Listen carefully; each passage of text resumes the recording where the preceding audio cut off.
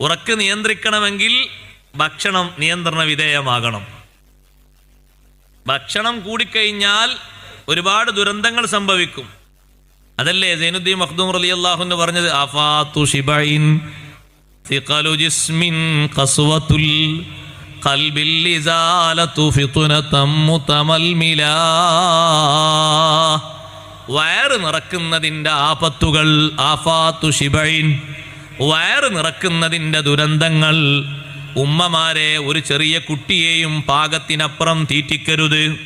പാകത്തിനുള്ള ഭക്ഷണം കൊടുക്കണം.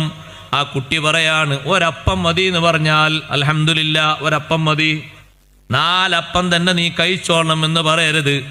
അങ്ങനെ നിങ്ങൾ 4 അപ്പം കൊടുത്ത കുട്ടി വായിക്കാനോ എഴുതാനോ വേണ്ടി ആ ടേബിളിൻ്റെ അടുത്ത് വന്നിരിക്കുമ്പോൾ ആ കസേരയിലിരുന്ന് ആ കുട്ടി ഉറങ്ങിയിട്ടുണ്ടാകും. പിന്നെ നിങ്ങൾ ആ കുട്ടിയെ ശകാരിക്കുന്നു. നിങ്ങൾ നിങ്ങളെ തന്നെയാണ് ശകാരിക്കേണ്ടത്. അത്യാവശ്യത്തിന് ഒരപ്പം മതി, എനിക്ക് 2 പത്തിരി 3 പത്തിരി മതി എന്ന് പറയുന്ന കുട്ടിയോട് ഇഷ്ടം പോലെ കുത്തിത്തിരികി കൊടുത്തിട്ട് ആ കുട്ടിയുടെ ശരീരം ഖനം കൂടിയിട്ട് ഭാരം കൂടിയിട്ട് ആ കുട്ടിക്ക് സഹിക്കാൻ കഴിയുന്നില്ല, ഉറക്കിലേക്ക് വീഴുന്നു.